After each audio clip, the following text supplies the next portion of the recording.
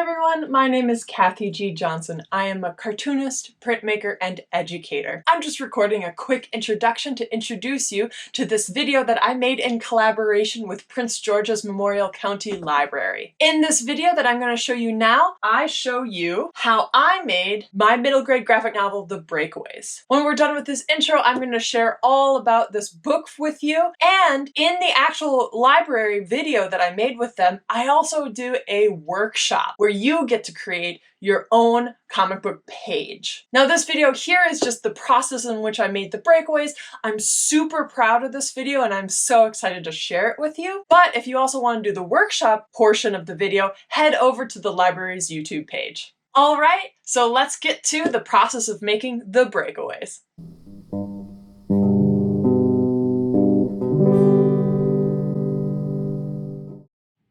Hello everyone, my name is Cathy G. Johnson. I am an author, I make comic books, so that's also known as a cartoonist. I'm a cartoonist, printmaker, so I make screen prints, and I'm also an educator. So today we are going to be doing a workshop together about making our own comic book pages. I'm so excited to be here at Prince George's County Memorial Library System. Thank you so much for having me. My latest book for middle school readers is called The Breakaways, and I'm going to tell you a little bit more about it by reading the back copy. Quiet, sensitive Faith starts middle school already worrying about how she will fit in.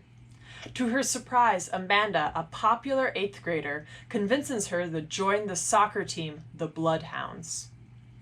Never having played soccer in her life, Faith ends up on the C team, a ragtag group that's way better at drama than at teamwork. Although they are awful at soccer, Faith and her teammates soon form a bond both on and off the soccer field that challenges their notions of loyalty, identity, friendship, and unity. The Breakaways is a portrait of friendship in its many forms and a raw and beautifully honest look into the lives of a diverse and defiantly independent group of kids learning to make room for themselves in the world. So today what we're going to do is I'm going to show you how I made The Breakaways from start to finish, and then together we are going to make our own one-page comic book from start to finish. So let me show you how I made The Breakaways. So the first thing that I did when I wanted to start working on my book, The Breakaways, is I started brainstorming who the characters were. So these are some of the earliest drawings I did of all my characters. So this is my character Soda Can, who is in 7th grade. She is 12 years old, and she is number 1. And what that number is the number that corresponds with their team number on their uniform. So Soda Can is right here. She's number 1. She's also the first character that our main character, whose name is Faith, meets. So she's number 1. So you can do anything with your characters. This is just the way I started laying out my characters because The Breakaways is about a soccer team. So these are some of the earliest drawings of these characters. So here's Sammy, who is number 9. Here's Molly, whose nickname is Bulldog. She's number 5.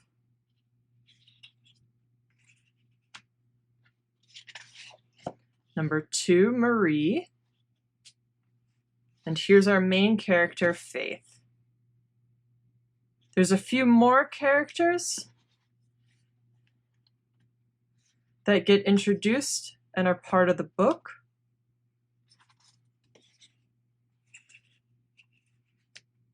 In addition to the rest of the Bloodhounds team. So here's their coach.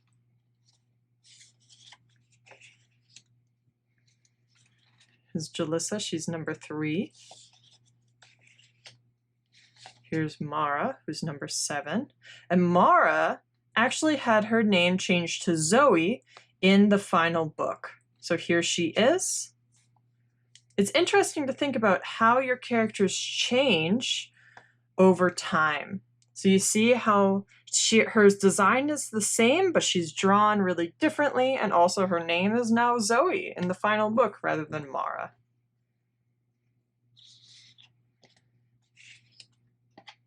Here's Hong.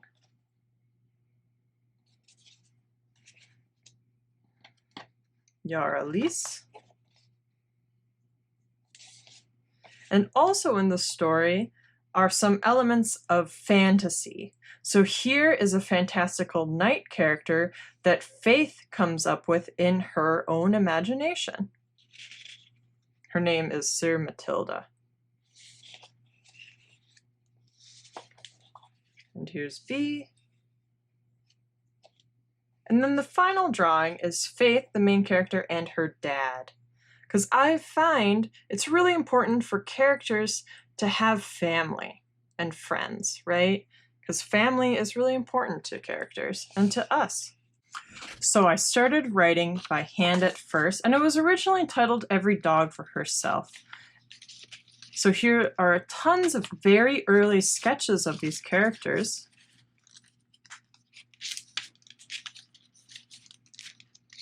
Names have changed, elements of the story have changed, but this is all the brainstorming work that I did.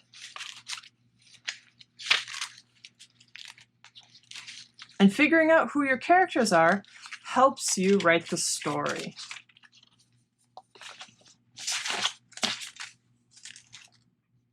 And then I started writing by hand, and again I was just sketching the characters and figuring out points of plot that I wanted to happen, what I felt like was important to each character. And I would do experiments, art experiments.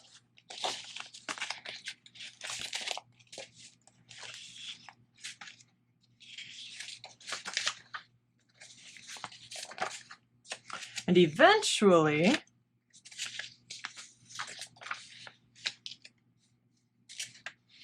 there's a lot of this.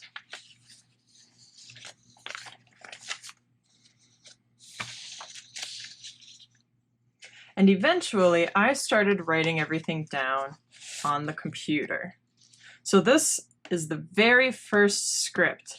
And if you look at this, it's not that many pages long.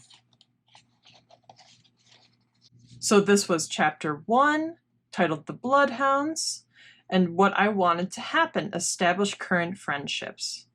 So this is an outline, 1, 2, 3, 4, for all the different moments I wanted to happen in my book. So this is the whole outline of the book. And then I started adding more details. This is script number 2. I started adding details, fleshing out what I wanted to happen in each point. So you see now point 1 is now has all this extra information about it. It has dialogue, so those are words that characters are saying to each other. It has different visuals that I wanted to happen. And eventually, I started writing the full finished script.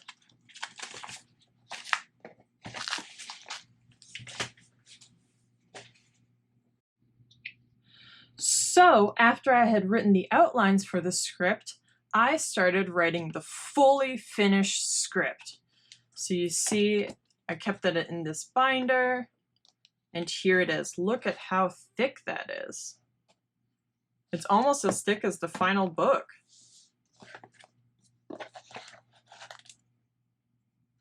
So you'll see how I have a draft number 1 from January 9th, 2014, and I have a draft number 3 here from April 10th, 2014.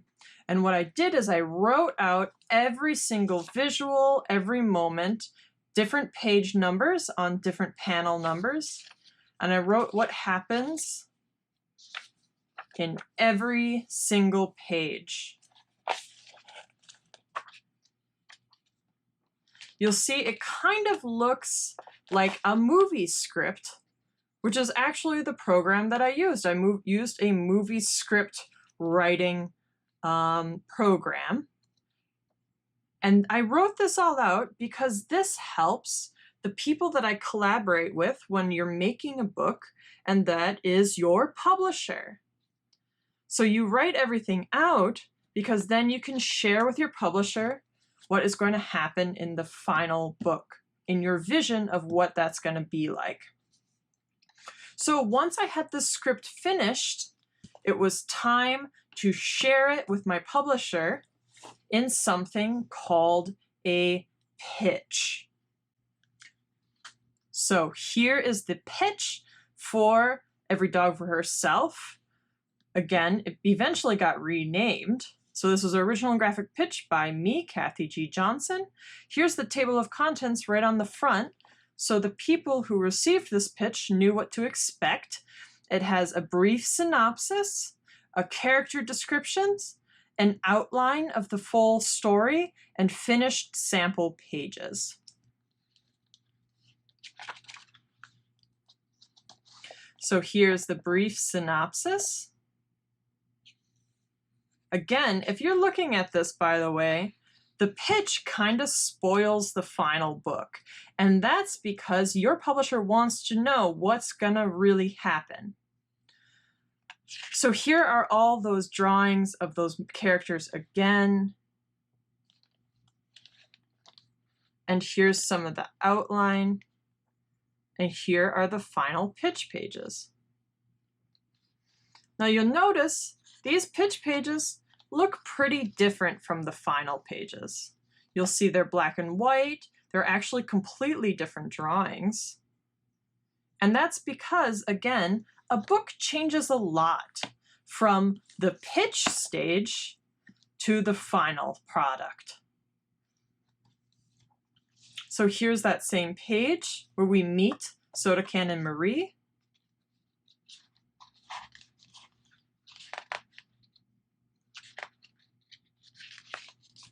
And here it is again. See how I changed these two panels become one panel, and other things like that. Some pages changed a lot. Like these pages, this one page became multiple pages in the final book.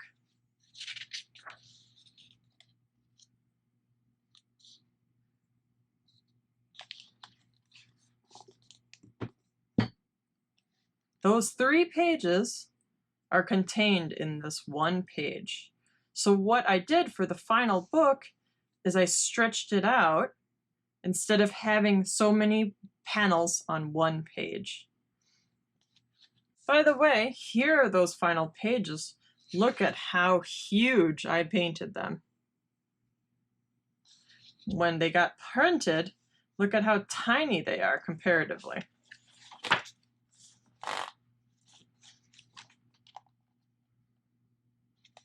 That's because then I can draw all sorts of detail and it gets printed smaller.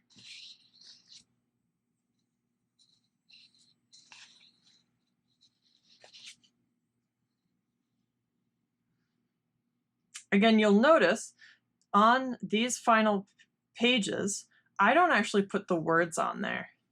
So today during the workshop, you are going to put the words on your pages, but I chose not to. I added those digitally later. So after my publisher liked the pitch, they decided to give me a book offer on it, and I took that and I started working on the final pages. So I took this script that I had that was all text and I printed it out specially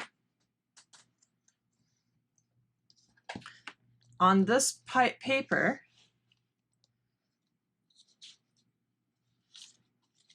with corresponding boxes below. So you'll see here on this side, we'll see the script. I printed it really tiny because I wanted it all to fit. And then this whole script became something that we called the thumbnail. So up here, I could see the script that I was drawing. And then on that blank template of squares, which represented my final pages, I drew with a pencil every page. So this is the first time I ever visualized the entire book. So again, I was looking at the script and I was adapting everything that I had written to the visual language of cartooning.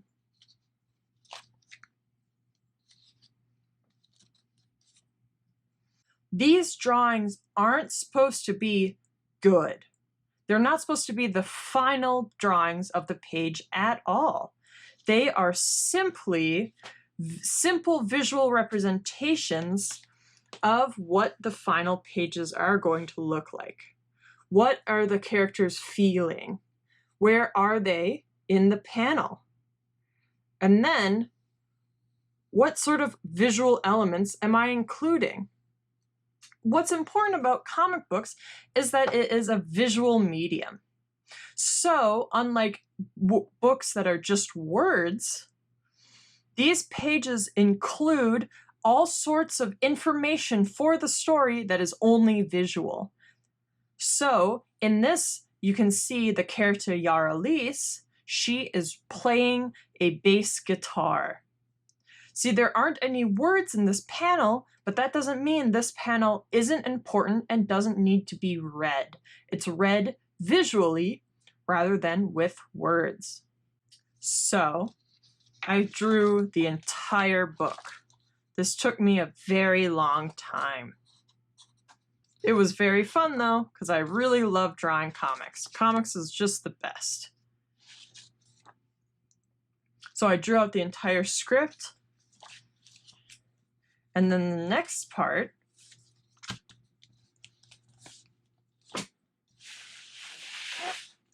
was drawing the final pages. So here are those two pages again. And now this doesn't look very familiar, right?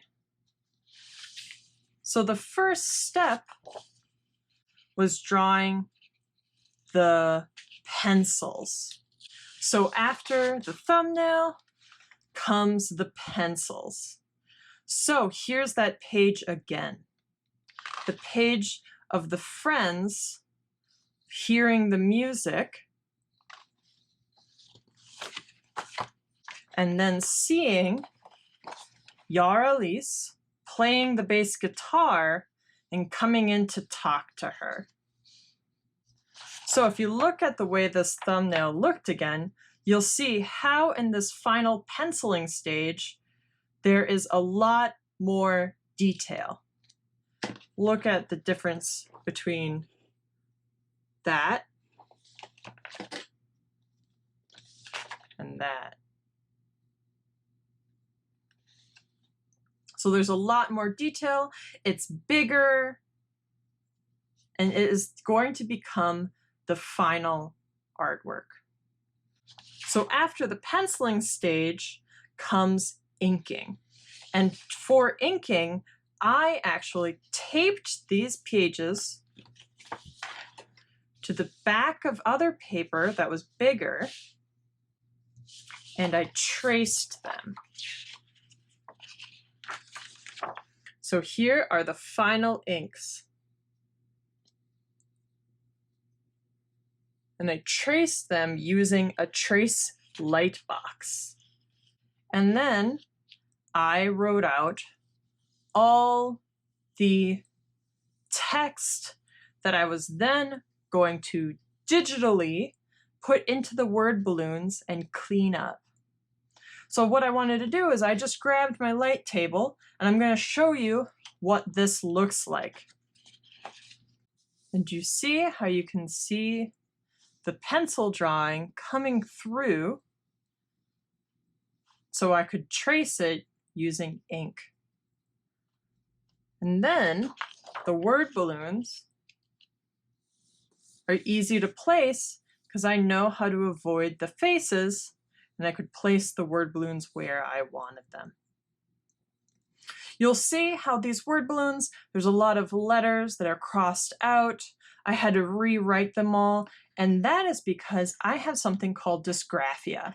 If you've ever heard of dyslexia, that's when you're reading and you switch up those letters, right? Well, dysgraphia is a learning difference that I have that is actually when you switch up your letters when you're writing. So I have a hard time spelling by hand. So in a way to fix that and make that work for me is I decided to write everything, all the words on a separate piece of paper and then fix it digitally. After I had finished all of this, I gave my final ink pages to my colorist, Kevin Chapieski. And Kevin, whose name is right here, colors by Kevin Chap. Kevin actually was the one who digitally colored everything. So let's find that page number. And here are those final pages. All put together, the words, the inks, the pencils, they all were necessary to get to this place.